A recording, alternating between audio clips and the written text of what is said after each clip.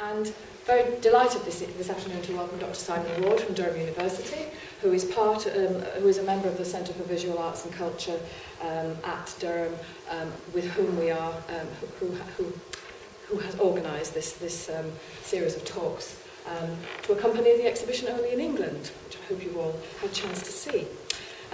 Simon is a lecturer in German at Durham University and a specialist in the cultural memory of post-war Germany. His particular interests are in the visual representation of Berlin in photography, film, exhibitions and installation art. And he's also interested in cultures of travel in Germany, from the arrival of the railways onwards, and how these have impacted upon travel writing. His most recent book is A Synchronous City, Visual Culture and the Past in Berlin, 1957 to 2013, published by Amsterdam University Press in 2016, which has received much praise for its originality. So we are delighted to hear you speak this afternoon, Simon, on non-conformist documentary photography, either side of the Iron Curtain. Thank you. Thank you very much, Jane. It's very nice to get away from Durham, and I'll try and keep this as relaxed as possible. There's quite a lot of images, and I'll talk, I hope, for about 45 minutes. If I'm going on too much, I'll just find a way of stopping and not indulging your patience for too much longer. So, as Jane said, I kind of hope you've all had a look, I imagine you've all had a look at the wonderful exhibition of Tony Ray Jones and Martin Parr's photography. It's something I was familiar with. As Jane has said, I'm a German scholar, so I work mostly on German material, and I'm sadly in front of you with mostly German material. And be testing your knowledge of European history, looking at as we delve back into the period before 1989, and back to the Cold War and the era of the Iron Curtain. But I've been familiar with the work of Martin Parr for a long time. It was really, when the opportunity came to talk about some of the stuff I've worked on it around in the context of Martin Parr and Jones' photography. Well, I can see the connections, but they kind of work it up into something that makes sense. So anyway, this is about not only in England. So only in England seems to me to speak very much to a question of English identity. And obviously there are questions of identity at the heart of Germany as well, and the question of what is German identity was a big question really between 1945 and 1990, when it was ostensibly solved, and that's sort of also the back of what I'm doing here. So there are some quotations as well as some images, mostly images with some text. I'm going to start with a text here. Don't worry too much about it, I'll just go quickly through it. This is from the photography theorist André Bazin. Yeah, I shall move forward. Thank you. I'll return to my script if I need it. André Bazin, French theorist of photography, talk about the charm of family albums. Those grey or sepia shadows, phantom-like and almost undecipherable, are no longer traditional family portraits, but rather disturbing presence of lives halted at a set moment in their duration, freed from their destiny. Photography embalms time, rescuing it from its proper corruption. This quotation, which I'm fairly familiar with over a long time, popped back into my mind as I was looking at those photographs by Parr and Ray Jones, really. Photographs that in a way embalm time, a particular period, but also present collective portraits. Not family portraits, but in their totality they're records of an English way of life, threatened at that moment in time by social and cultural change. And photography has the capacity to rescue and embalm that moment and preserve it for the future recognition. And it was this kind of photography that observes and records vanishing ways of life that caused me to think about a point of comparison around something I'd done in relation to my book on Berlin. This particular moment in English social history of the late 60s and 1970s, a moment that's now perhaps past, both in terms of subject matter and also perhaps in the form of photography that they were using at the time, but a form of photography which still has a memory value, has some value for us in terms of its memory, in terms of what it tells us about the past, and also what it tells us about the present. I had a little wander leaf through the comments books, a comments book in the exhibition. It was interesting to see how often the question of nostalgia or the question of social history came up in those particular comments. I'll come back to this question of memory and the memory value of the photographs we're looking at the end of my talk. The other thing that struck me though about these photographs by Parr and Ray Jones was they were also non-conformist. Obviously, Parr's series is about non-conformist collective near Hebden Bridge. But it was also a non-conformist form of photography, neither directly political in its documentary intent, nor serving any kind of political, or should I say commercial agenda. A kind of photography that's both social documentary and not, and ethnographic in its study, and then again not. Photography as the observation of the theatre of the street, Tony Ray Jones had brought back from the States, and which so inspired the young Martin Parr, who felt the English photography scene was otherwise asleep. A photography attuned to the marginalised in society and placing emphasis on human relationships. Something emphasised by John Swarovski, who was director of photography at MoMA in 1967 in relation to the new documents exhibition which showed photography by Diana Arbus, Lee Friedlander and Gary Weinberg. He said, in the past decades, this is looking back over the 60s, a new generation of photographers have directed the documentary approach towards more personal ends. Their aim has not been to reform life in the way that documentary and photography in the past might have been used as a kind of tool for informing and order a way of informing society. Their aim has not been to reform life, but to know it, to understand it. Their work portrays a sympathy, and I think these are words which apply very, very strongly to both Ray Jones and Martin Parr's work. A sympathy, almost an affection for the imperfections and frailties of society. So that was John Swarovski in 1967. So the focus of this talk is the emergence of a comparable form of photography in Germany in the same period, but in comparing English photography with German photography, and to do so within the frame of vanishing lives and vanishing ways of life, it actually brings to the fore a very different kind of photography which I'm going to bombard you with for a little while just now. This is the photography of Hiller and Dan Becker. I don't know if you're familiar with these photographers, but you might recognise these kind of images. And Becker's photography is such that you have to really see it in a series. Obviously it's a series of individual photographs, but they're always displayed in series because they don't really make sense. Whereas, for example, if you look at the Ray Jones and the Parr photographs, you can see them, look at them all individually. There's a story going on within each photograph. Here, you're confronted with something which is very difficult to do anything with, other than when you see it in the series, when it becomes part of deliberate aesthetic strategy.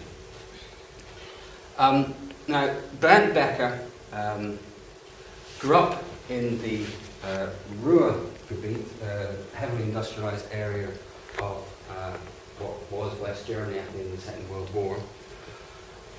And he stressed the industrial world felt like an extension of his childhood and part of his ancestry. That he already knew about the conditions and vocabulary of the local mining industry in Siegen, and understood the centrality of such industries to the social worlds of the towns that housed them. So, in a sense, what their project, which runs from the 50s right through into the 21st century, this project was really driven by a desire to record the structures of a rapidly declining industrial era before they were lost forever. This was an important impulse for their work. So capturing a disappearing world.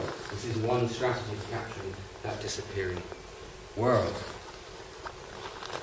Now what you have here is a typological and systematic, and that's really, that's what's really quite hard work about these photographs in a way, is that they present a typological, should I say, and systematic photographic documentation of anonymous architectural structures of an industrial and engineering era in decline and indeed on the verge of extinction.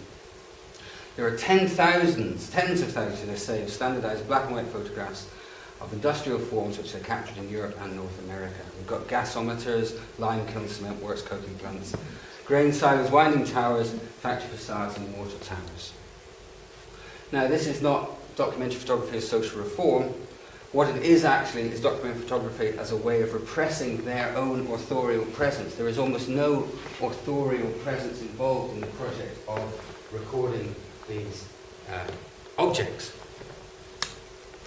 It's an utter refusal of subjective photography, taken to a level of objectivity which had not really been seen in such systematic form before. And of course there are no people. There are no people. Now the Becker's scientific and objective approach was set against the major humanizing and individualizing trends in photography visible in Edward Steichen's international MoMA-sponsored Family of Man travelling exhibition, which collected, as it says there on the cover of the book, 503 pictures from 68 countries, travelled round the world, including West Berlin, didn't actually make it to the east, although it was visited by many GDR citizens and photographers in 1955 when it was in West Berlin. So they're rejecting this focus on the human and also rejecting the subjective, which was part of a major trend in German photography in the 1950s, led by Otto Steinert, his subjective photography, which meant, again, a humanized and individualized photography embedded in the creative impulse of the individual. Now, the Becker's work rejects the idea of artistic agency, pursuing instead a scientific and objective approach to the work of photography. So it places a lot of pressure on our conventional aesthetic expectations of aesthetic experience and the kind of aesthetics that you might want to expect when you go into a set of photographs. It's quite hard work. And the Becker's systematically organised, rigorous serial projects are far removed from my initial starting point, which I'm about to return back to, which is the eccentric, non-systematic evocations of English life that make up the work of Ray Jones and Power. Work which is intensely concerned with the question of identity and identity under threat, whereas in a sense one of the things that the Beckers are doing here by taking these objects, which maybe from Germany, maybe from France, maybe from the US, they're kind of undoing concerns with a kind of identity, moving away from questions of identity, which are very much at the heart of Power and Ray Jones as well. So the initial kind of trigger for my talk was really this exhibition which had taken place in Germany in 2011. A concern with identity, very clearly a concern with identity. The exhibition was called Deutschland, Deutschland. Not über alles. I don't think that's what's implied by those three dots there at all. And if I had to translate that title, which obviously on the surface doesn't need translation, it's kind of self-explanatory, I would say it's not only in Germany, but also in Germany. Because, of course, what we were dealing with here were photographs taken from the period when there were two German states, West Germany and East Germany. Now, if I say the GDR, so I do this, I teach sort of 20-year-old students nowadays who weren't even born. It's now well beyond. The Berlin Wall had long ceased to exist before they were even born, so they have real problems dealing with things like the concept of GDR or East Germany. I translate East Germany. I think for an English audience, East Germany is much more familiar than the initials GDR. So this rather peculiar exhibition was based around two photographers who had captured, in a mode that precisely portrayed sympathy and indeed affection, for vanishing ways of life on either side of the Iron Curtain during the Cold War in West and East Germany, respectively. I'm going to deal fairly briefly with a photographer from the West. This is Rudolf Holtappel, who was born in 1923 in Munster and died 4 years ago in Duisburg. So he lived mostly again in that northwestern industrial bit of Germany all his life. And Holtappel's photographs were taken contemporaneously with the Beckers. So if you've got the Beckers on the one hand doing this really stringent, theoretically informed photographic project on the one hand, you've got Holtappel at the same time producing much more affectionate images of the region at the same time in the 50s and 60s. I think these two, the one on the left is from the Beckers, the one on the right is from Holtappel. The essence of the difference is that Holtappel does indeed pay attention to the human dimension within this particular industrial landscape. The Beckers were horrified to see people appearing. You see again, this is another Holtappel image again, which again you can see the resonances with the kind of narrative of the characters, the figures moving through the frame here in Holtappel's images. Now, while on the one hand there was Holtapel doing the 50s and 60s in the Ruhrgebiet, the parallels in the 2011 exhibition were rather forced because despite some formal similarity between the work of Holtapel and the other photographer, Thomas Kleber, who I'll come to later in the talk, Kleber's photographs were of an agricultural region in the deepest provincial southern corner of eastern Germany, taken, again, not in the 50s and 60s, but in the 70s and 80s. So this kind of construction of two different Germanys was a little bit arbitrary, I'd have to say. But what the photographs of Holtapel and Kleber, as we'll see later, demonstrated was an interest parallel to that of Ray Jones and Parr in vanishing ways of life. Now, vanishing ways of life in the GDR are always marked by East Germany, always marked by a double aspect. There was an interest at the time of the GDR, and we'll look at that in a minute, in the 70s and 80s, in ways of life that were being threatened by the way in which the state was homogenizing and nationalizing and socializing and controlling aspects of life in that particular state. So there was concern with the threats to those ways of life that had pre-existed at the state controlling the GDR. But now, i.e. 2017 and the decades prior to this, there's an interest in the vanished life of the GDR per se when we consider the afterlife of these photographs and the photographers that captured precisely those vanishing ways of life during the period of the GDR.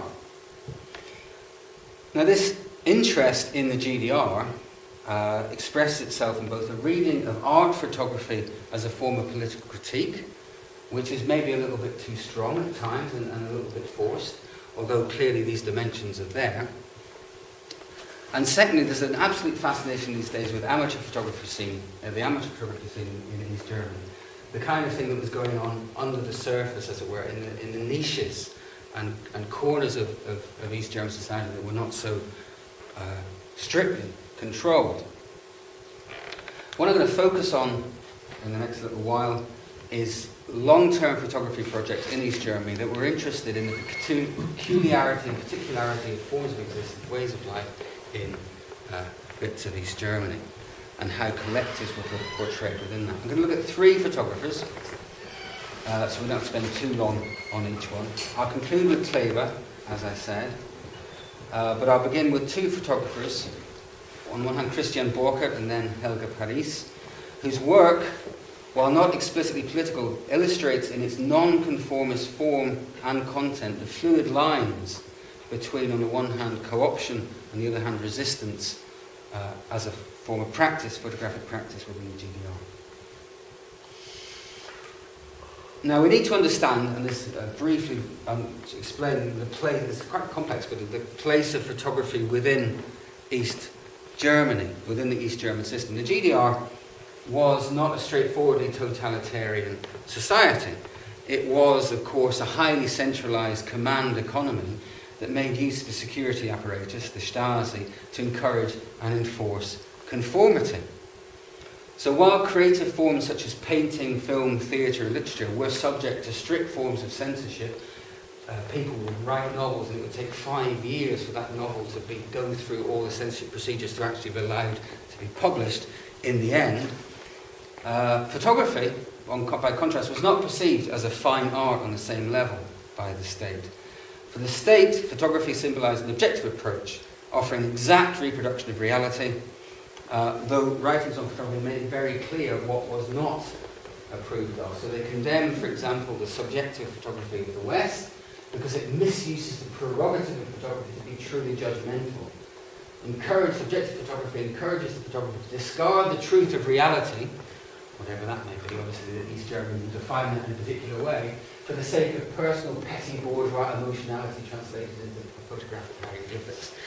Now that's Bernhard Beiler, who writes some slightly more sensitive stuff at times, but it's a fairly clear and standard GDR, East German position, that photography should not indulge in the subjective, as this was petty bourgeois and not true to the class realities which the GDR believed existed. Now, the Family of Man exhibition, which we looked at briefly before, it made a strong impression on Walter Ulbricht, who was the GDR's political leader, And in the late 1950s, attempts were made to grow photography as a mass medium within East Germany, encouraging the growth of amateur photography societies within the Bitterfeld program, which was named the Bitterfeld program, which was basically, it also operated in literature, was the idea was that writers would go into factories and teach the workers how to become writers themselves. So you didn't have bourgeois writers who were kind of thought themselves above the workers. They were part of society. They were part of the social productive world. And the same idea was with photography, that basically anyone could be a photographer. So the idea, and that they would then learn to make the correct kind of photographs which are appropriate for society. Undermining, as I say, bourgeois conception of cultural production, and promote the program of socialist realism. And these ideas of socialist realism, the prerogative of photography to be true judgmental, to represent the truth of reality, which was not actually a truth that was currently existing, but was a programmatic future statement about what the GDR should look like. Photography should give you a sense, an optimistic sense of the future. That was the realism of GDR photography. This then became the dominant form of photographic exhibition, organised by the Central Commission for Photography. What was this photography trying to do? Gerhard Henniger describes it as such. Our concern has become a human aspect of socialism, creating an image of the new human being. On the road from me to we, struggling to embrace socialist morality in order to become a well-rounded, educated person. That was the idea of GDR society, was that everyone would become a well-rounded, educated person. The images are new, the shapes of our ordinary work day, who are setting a new standard, reveal both the beauty and dignity of human beings and the freedom from exploitation. It's really weird going back and reading these texts from the 50s and 60s, which are obviously now deeply embedded in layers of history. This is the kind of perspective that we had. Now, the kind of photography this then produces, the official iconography of the GDR is the heroic work. This photograph did the rounds for many decades, from 1948 when it was first taken. This is Adolf Henniger, who, I don't know if you remember the word Stakhanovite. Anybody know what the word? Anybody remember the word? Stakhanovite was a word to describe, based on a Russian worker who'd done a tremendous amount of work in one particular shift. And Adolf Henniger apparently dug out the most coal ever in a shift in 1948 and became known as the most famous worker hero of the GDR. It's an incredibly posed photograph, in fact, probably the cleanest miner there's ever been. If you look at his healthy but not dirty body. It's the heroism of labour, but airbrushed, as it were, for from the perspective of state propaganda. On the one hand, the heroic work; on the other hand, the happy collective. This is a collective farm, which I'll come back to later on. The policy of collective farming in the GDR, again, constructing a happy collective. So this is a partisan photography. This is a realism which actually produces, in many ways, a falsified image of reality. Now, photography was centrally controlled in the GDR. Press photography was certainly centrally controlled from 1956 onwards, and therefore being a freelance photographer within the GDR was a complex affair. Those photographers who have now been canonised as offering a critical position on the GDR, such as Evelyn Richter and Arno Fischer, it has to be remembered that they were actually broadly in favour of the GDR project. You may be critical, but they're largely in favour of the GDR project because of their generational position. They've come out of the Third Reich, and they see East Germany is operating as offering a new opportunity, an opportunity for a new start, whereas West Germany, it seems, is falling back into old patterns. So that's certainly the way it was presented. So there is a criticism, but it's always a generational commitment to the project of East Germany and the idea that it might succeed. Slightly later, but still, in a sense, part of this, very much part of the photographer Christian Borchert I'm going to talk about now and look at some images from him.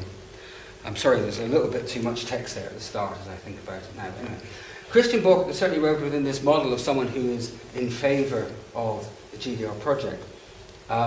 He came to photography through a formal education which involved distance learning photography qualification from the only GDR institution offering such training, which was the High School for Graphic and Book Art in Leipzig. Borchert was also a member of the Gruppe Jugendfoto, which was formed in Berlin in 1968. And he very much remained faithful to the worker theme, as we saw demonstrated there by Hennecke, but nevertheless felt restricted by the demands of his journalistic work. He later said of this journalistic and contract work that he had to do, "Contract and journalistic work distracted me from what I now recognise as my style. I got jobs such as Girl Bites Apple, Happy DIY Enthusiasts, or Jolly Bathers. This had little to do with my photographic ambitions. One of the editors put it to me very clearly.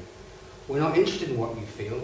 We're interested in what our readers what allows our readers to feel. In other words, what allows our readers to get the correct interpretation of GDR reality. We don't want your subjective position." Now again, it's not expressed in political terms, but it's an aesthetic non-conformity. I don't want to conform to the aesthetic regulations which are being imposed upon me. The next quotation I'll skip over, but really what this emphasises is his desire to be as accurate as possible. I want to establish clarity, I want to express without exaggeration, without visual effects. I want to use photography so that others, and this is the third line from the bottom, others now later or in other places can imagine these situations and conditions. So it's a form of photography as recording the present so that it can operate against disappearance. So it's photography as capturing lives which will otherwise vanish, is at the heart of his project. Now what's interesting is that he actually, in a sense, builds upon another dimension of the German social documentary tradition of photography, which is that of August Sander. And I suspect you might, if you come to Jonathan Long's talk, I think, is it next week, Jonathan's talk? Yes. I think he'll be talking more about this kind of tradition, which is really the idea of a portrait of a collective or of a nation through a whole series of photographs. And here you have, basically he did a whole series of photographs of families in their interior environment. So again, it's non-conformist because it's moving out of the workplace. If the workplace is where the heroic work is to be found, then this focus on the interior represents turning away from the more explicit kind of exterior to an internal world. One of the things that's always very striking about Borchert's portraits is this obsession with the extraneous detail that is, these are the ostensible subjects of our photograph, but in a sense what we're also seeing in the ashtray, the fish tank, the little flowers on the woman's flip-flops, it's an obsession with detail and recording all detail almost as obsessively as possible, which we kind of see in that sense of exactness. Here's another, there are obviously, this is a series, so there are endless ones of these families. Also, obviously what's also very striking, again compared to, say, the Parr or Ray Jones photographs, how static these photographs are. They are really very clearly bound and framed within, and restricted in a way, but within their interiors as well. So there's a kind of slight edge to these photographs as we look at them. And they're representing seeking to represent a kind of archetypal set of images of citizens and families in the GDR. Now what's interesting is that Borchert got financial support from the estate for this project, and that these portraits were brought together in a book project which documented his work from 71 to 86 that could appear in the GDR in 1986 under the title Berliner. So this is kind of archetypal Berliners. So there is obviously a sense of, as there is in GDR in the 1980s, an opening up of photographic photography with what can be shown. What's interesting though is that if there's one image of Borchert's that has been most frequently reproduced after the end of the GDR, this is in the last sort of 10, 15 years or so, it's this one, which is completely opposite in a way to the kind of very controlled portraits that you see of the families. This is, in a sense, also not a family portrait in a way, but it's obviously caught in medias res, in the middle of things. And any GDR photograph that has a wall in it is always asking for an allegorical reading, as it were. This is not the war. This photograph is actually called Non-conformist. It's by an Esperance, is the term that they use. So you've got the movement of the train, you've got the movement of the people, you've got the rain coming down. There's a lot of movement in this photograph compared to the previous ones we looked at. I think that's very striking, that this is the kind of photograph that has, in a sense, captured people's imaginations after the fact, as it were. More photographs of movement now, though. Moving on to Helga Paris. While Borchert focused on GDR family interiors, reflecting a turn to interiority and a retreat from public life, reflective of much GDR culture in the 70s and 80s, Helga Paris offers a slightly different perspective.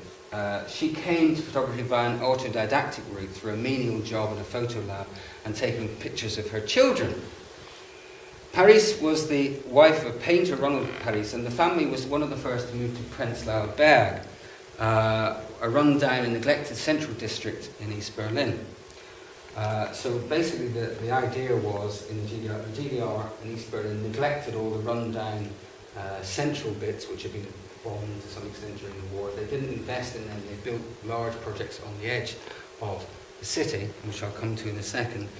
And so the poets and artists, who were largely countercultural within the GDR, gathered in these places where it was inexpensive, and they formed their own kind of communes, in a way, at that time, in these very rundown and neglected areas. In the 80s, they would then, 70s and 80s, they would become very much under the watchful gaze of the Stasi.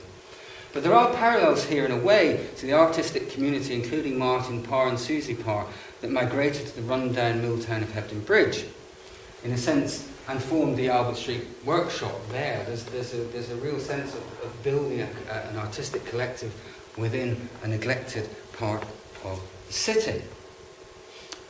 And Paris's photographic trajectory is indeed determined by this Prenzlauer Berg context. Her early subjects are family portraits, much less formal than those of Borchert.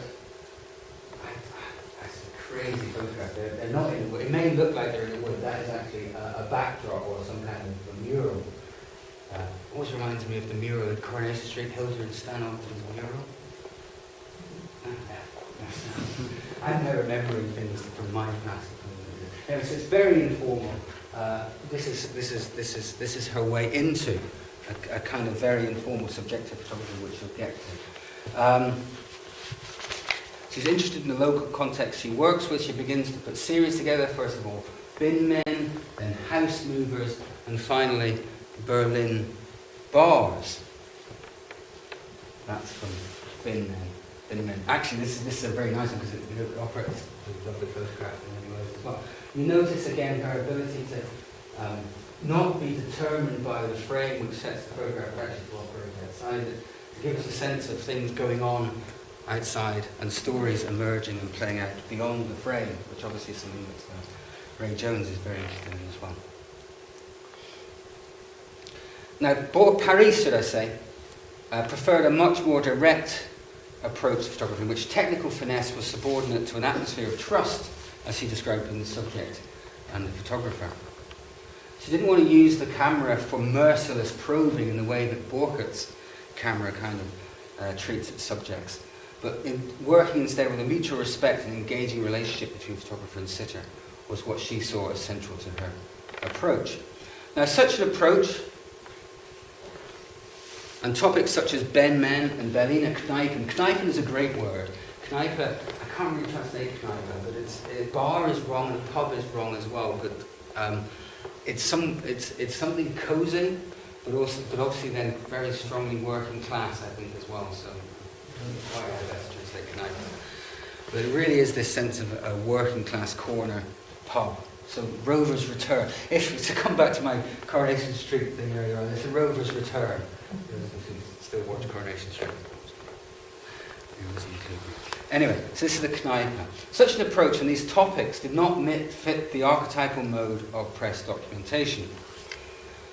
But Paris profited from the fact that new arenas for publication were emerging, as opposed to the Central Commission for Photography, which set out clear parameters in its weekly, its monthly, publication, Photographie, there were other magazines such as Das Magazin and Sibylla, which was a magazine for fashion and culture, which were much less rigid in their expectations. And Berlin bars, as we can see here, Berliner Kneipen, was reproduced in Das Magazin.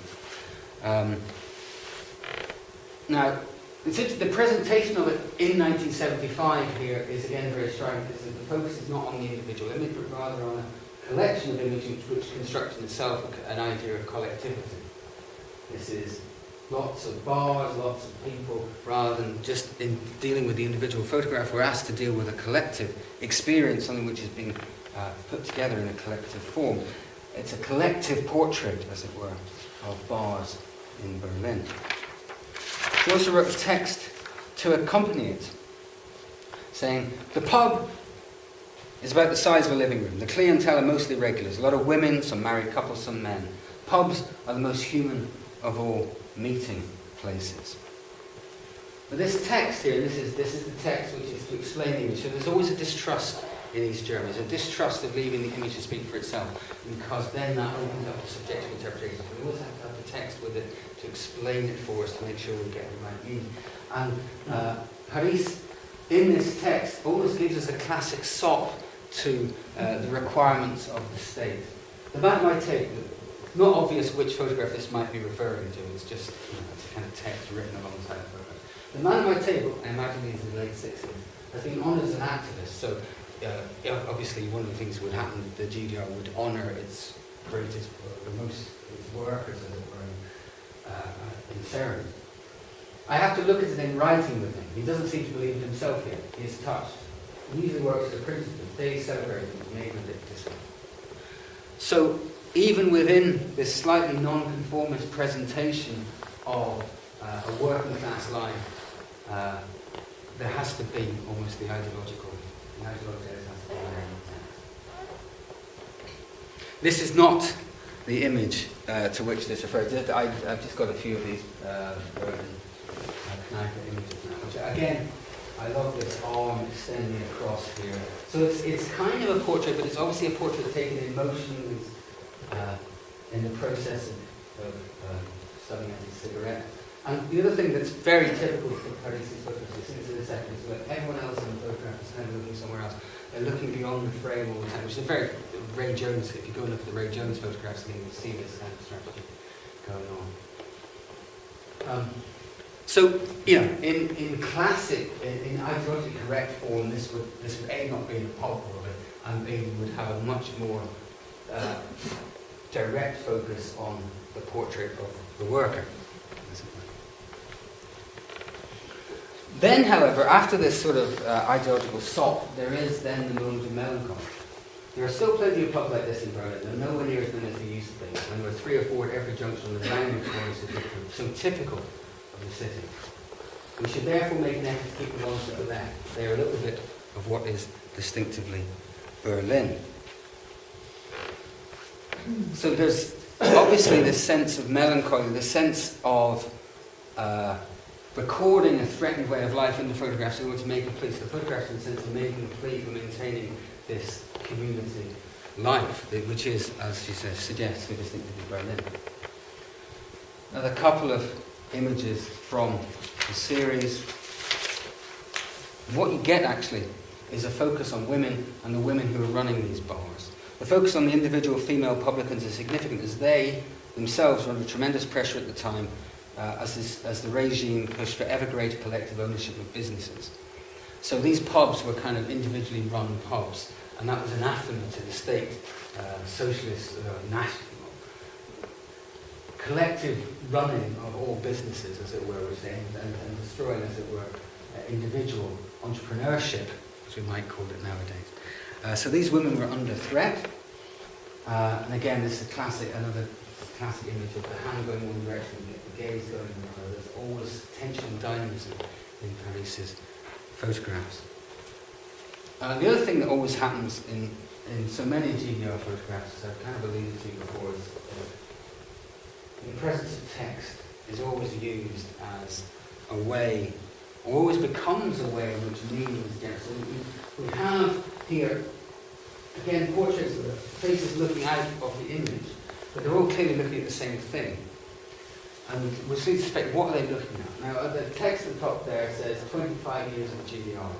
So it's an anniversary, it would be then in 1974, we can date it because the GDR starts in 1949.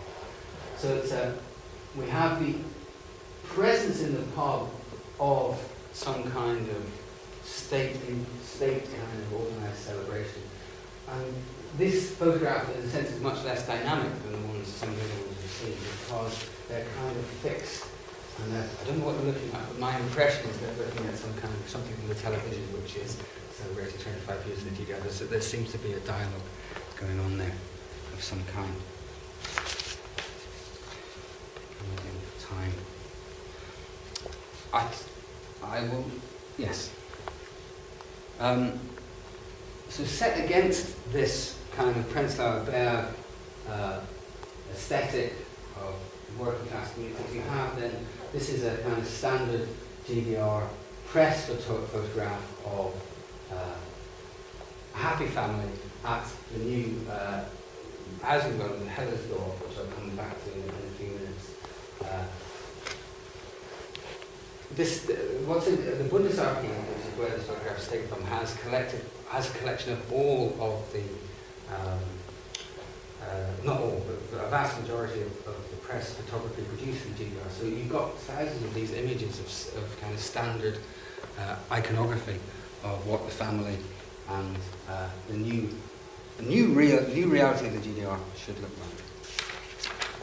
What the GDR reality looked like in 1983, 4, 5 was documented by Paris in her study of Halle. I'll skip over that, I'll come back to that if people want me to, but that was actually the moment where her work became very political, as this exhibition which demonstrated the way in which Halle was not exactly the new model city compared to, say, Hellersdorf, kind of gave the lie to the reality, the falsified reality presented by the state. But he said, I'm not sure I consider myself a critical photographer. Had I really approached everything with a cutting critical lens, I would have taken different photographs. My interest at heart was always to document the simple way in which people lived in their everyday environment. And that was what she was trying to do, and how it took on a political dimension, almost by accident. I'll do 5 minutes or so on Thomas Kleber. Thomas Kleber, born in 1955, and if Halle took us out of Berlin to a rather neglected city on the margins of the GDR, then, as I said before, Kleber takes us right into the deepest provinces of East Germany. Beginning in the late 1970s, Kleber was studying at the HGB in Leipzig, and he started to photograph the life in the villages around his native area of Bayern. There was nothing very controversial about these photographs in themselves. He was simply documenting social conditions and taking a position on them. Yet the subject matter itself is non-conformist. It's a vanishing way of life in the countryside. What you see here, or you don't really see very much, you see two figures working the fields. Now these fields extend as far as the horizon goes, because one of the things that had happened obviously in the GDR was this collectivization of agriculture. The collectivization of agriculture meant doing away with private property, private ownership of the land. These then became massive estates run by the state, but places such as Bayern, which is right on the margins, didn't get the same kind of investment in agricultural machinery, so they were still basically operating with the same agricultural procedures that they had been for decades, if not centuries. And that kind of, so I mean, if you saw this photograph, didn't know it was like 1979, it's otherwise undateable in many ways. Quite bleak, obviously quite bleak. And what's interesting is that these photographs could not be shown as part of a collective. They were not shown as part of a collective exhibition. Individual photographs from this series, which he did, 79 and late 70s and the 80s, were used as signs of the indomitable spirit. One photograph would be taken and reused in a particular context, and showing the indomitable spirit of an agricultural worker. But never actually as a collective, because they didn't demonstrate precisely what was required, which was the new and the typical of the GDR. Rather, they were peripheral to the GDR as an industrially progressive nation. There are elements, I mean, you can identify elements in this, like in a lovely photograph of kind of the tree and the farm sowing, as it were, very much on the margins here. This is precisely the kind of photograph that would, however, be used, a very, again, strong portrait of 4 women. As you can see, there's a similar kind of thing going on here to Paris, where this is obviously the neighbourhood from which he comes, which he's slightly distant from as photographer, as someone who emerging as a photographer from this agricultural background. But there's obviously the sense of mutual trust between photographer and subject is kind of central to what he's working with. Again, some of these images read well, I think, alongside those of power, really, for thinking about agricultural communities that are kind of surviving and maintaining their rituals and their rhythms. This is one of my favourite ones of Kleber's. It's because there's all sorts of action going across various planes in the image, and these cats are very, very entertaining.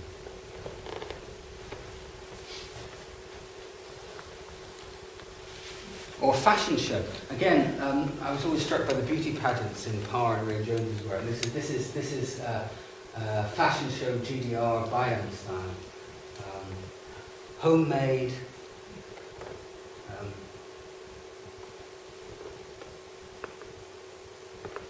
Really, I mean, they are lovely images. They're very, very striking images. Now, some of these images also exist then in dialogue again with official iconography. So the bottom image here is one taken by Kleber of the local collective coming together to reconstruct a roof. Okay. The image on the left, on the top left there, again I took the photography, is with the text which goes with it for the press release, which is basically the young brigade of roofers from Schwerin, which is outside Berlin, being brought into Berlin to actually work on the roofs of Prenzlauer Berg for what was called Weltfriedenstag, or World Peace Day. So they're doing a kind of exorcism, celebration of work on the day of peace. So you've got this kind of a collective surviving on its own terms, and then a kind of like official presentation of the world of work in the state iconography. So there's always a dialogue going on here. This is again a very striking image again of that idea of the GDR as a state of progress.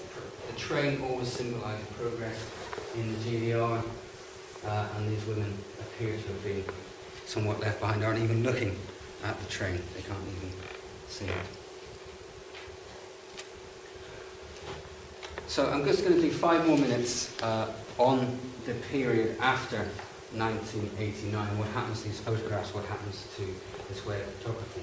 This is the image that demonstrates 1989. The text says, "Thanks and greetings and thanks to all workers for their contribution to the growth of our GDR." And this is taken in 1989 in Cottbus. Everyone's left.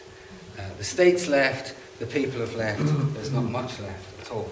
Now, if the arrival of Margaret Thatcher and her proclamation of the irrelevance of society can be seen as marking a caesura in Martin Parr's work, away from the tenderness and affection of the Hebden Bridge images towards more biting satirical edge in his later and more colourful photographs, it's interesting to reflect on how the even more radical break, which comes to the end of the GDR in 1989, has affected the status of these photographs that we've looked at, and also the practice of these photographers.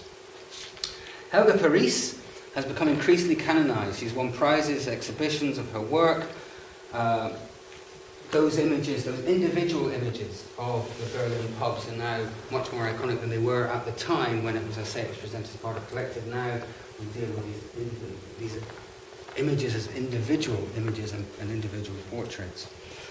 With a number of photographers in 1999, she was invited to take part in a project devoted to that satellite suburb. Remember we saw the satellite suburb with the lovely new development with a family standing in the grass in front of it? She was sent to take photographs of this development in 1999. This is the original, this is the earlier family portrait book. These are the portraits she then produced in Hellersdorf. These portraits are strikingly sterile. The figures photographed in interiors that, in contrast to the earlier images we looked at, are devoid of any contextual detail. Palisse toyed with the idea of giving up the project in Hellersdorf at one point because she did not find there the tradition consciousness and confident working class collectives that have been so central to her experience with Prince Lambert. So there's a sense of something having been lost with the disappearance of the GDR. Kleber, as well, has remained true to the marginalised, ensuring for himself a kind of marginalisation. This is his most recent project from a couple of years ago called The End of Time, which was a study of this woman in her everyday life. She ran a chemist's shop in a small town in East Germany called Cottbus, still selling Eastern-produced products and cycling to and from her ramshackle home every day. Again, a lovely series. So he remains very much true to capturing what remains of East Germany. He says of the old days, God forbid I don't want to go back, but I do miss the sense of human community a bit. People don't want to have anything to do with anyone else anymore. People don't trust themselves because they feel inferior. That wasn't the case back then. We were all relatively equal, and I found that very pleasant. Now, Kleber might be accused here of what has been diagnosed as a particular East German condition called Ostalgie, a rose-tinted nostalgia for the way things were in the GDR that utterly disregards the more unpleasant, oppressive aspects of life in that state. But the post-1989 interest in the photographs of the 70s and 80s that I've talked about today are evidence not only of Ostalgie, but of a more general memory boom, driven by a sense of contemporary life experiences increasingly accelerated and virtual, or overwhelmed by a proliferation of instantaneously produced images. An example of this is a subset of his study of rural life, a Kleber's study of rural life, which is called Tanz, which is basically a study of pubs and discos in the GDR. And again, if you didn't know this was East Germany, if you didn't know that, why would you assume it were? And what's interesting is this series was actually reproduced in the German magazine Spiegel as part of its kind of 1970s series. It had a series on the 70s, and these images were taken as archetypal images of the 1970s. So the memory value of these photographs, like those of Parr and Ray Jones, may also consist in an ability to evoke a formal social world whose time regime is different to the one we experience now.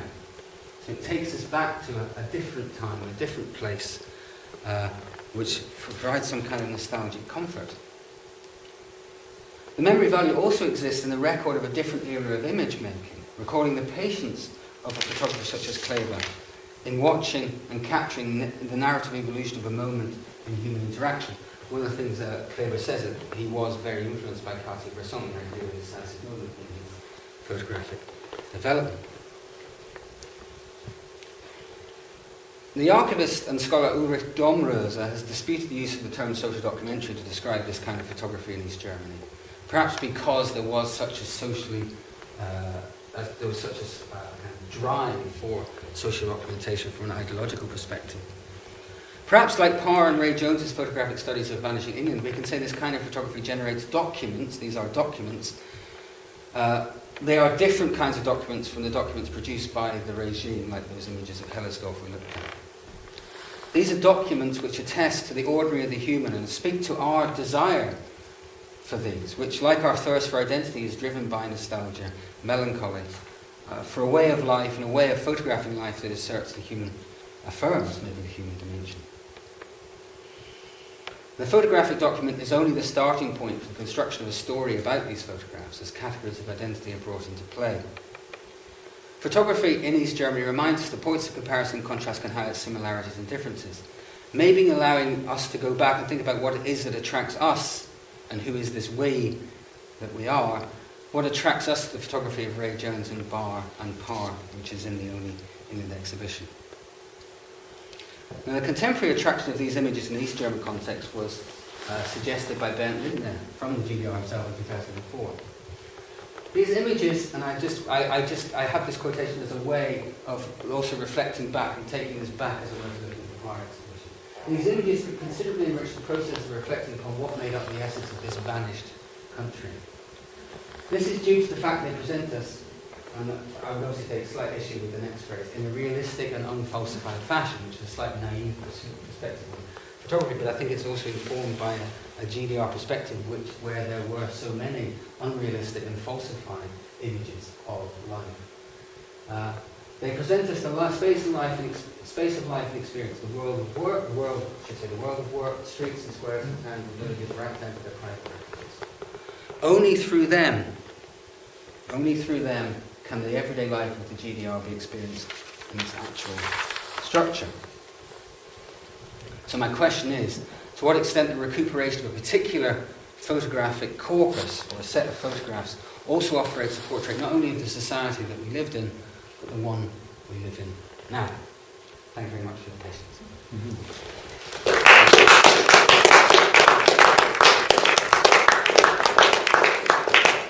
Simon, thank you very much indeed for a very fascinating glimpse of an unfamiliar world, but one which we acknowledge, and very thought-provoking images and commentary as well.